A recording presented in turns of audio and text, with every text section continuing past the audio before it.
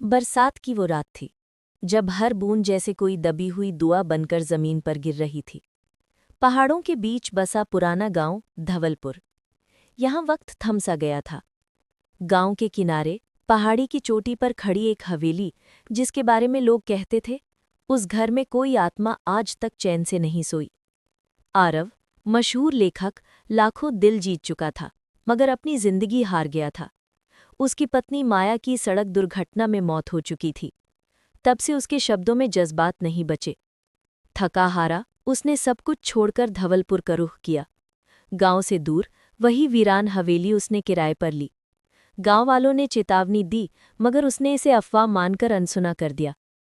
शाम ढली थी। सूरज पहाड़ों के पीछे उतर गया था। आरव कमरे में बैठा लिखने की कोशिश कर रहा था, तभी खिड़की के पास उसे हल्की सी झलक दिखी। सफ़ेद साड़ी, खुले बाल, आंखों में गहरा दर्द। कौन थी वो? उसने खुद से पूछा। अगले दिन गांव में पूछताछ की, मगर कोई उस लड़की के बारे में नहीं जानता था। बस एक बुजुर्ग ने कहा, कुछ आत्माएं वक्त से बाहर होती हैं बेटा। अगर वो तुझे दिखी है तो उसकी कहानी तू ही पूरी करेगा। अब हर रात वही लड़की अन्या खिड़की के पास आती, न कुछ बोलती न मुस्कुराती, बस देखती रहती। एक रात आरव ने हिम्मत की। तुम कौन हो? क्या चाहती हो मुझसे? पहली बार अन्या ने कहा, मैं सिर्फ अपनी अधूरी कहानी पूरी करना चाहती हूँ। क्या तुम मेरी मदद करोगे? आरव ने हामी भर दी। अन्या की कहानी 1947 की थी, बंटवारे का समय। वो एक ब्राह्मण की लड़की थी और उसका दिल एक गरीब जाति के लड़के शाम पर आ गया था। मगर समाज ने इस मोहब्बत को गुनाह माना। गांव वालों ने शाम को मार डाला और उसी रात अन्या ने हवेली की खिड़की से छलांग लगाकर जान दे दी। उसकी आत्मा वहीं अटक गई, क्योंकि उसकी मोहब्बत दुनिया के सामने कभी पूरी न हो सकी। एक दिन आरव को अपने पुराने सामान में माया का लिखा अधूरा पत्र मिला।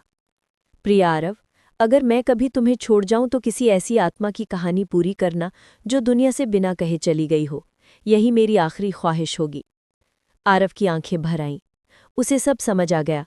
ये सिर्फ संयोग नहीं था। आरव ने अन्या की पूरी दास्तान लिख दी।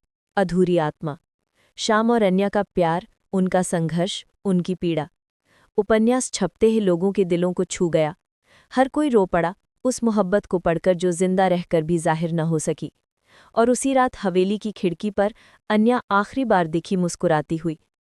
धन्यवाद आरव, अब मैं आज़ाद हूँ। वो एक चमक में हवा में घुल गए। कई महीने बीते। आरव ने फिर से लिखना शुरू किया। अब उसका मकसद था अधूरी आत्माओं को आवाज़ देना। तभी गांव में एक महिला आई, श्रुति, सामाजिक कार्यकर्ता।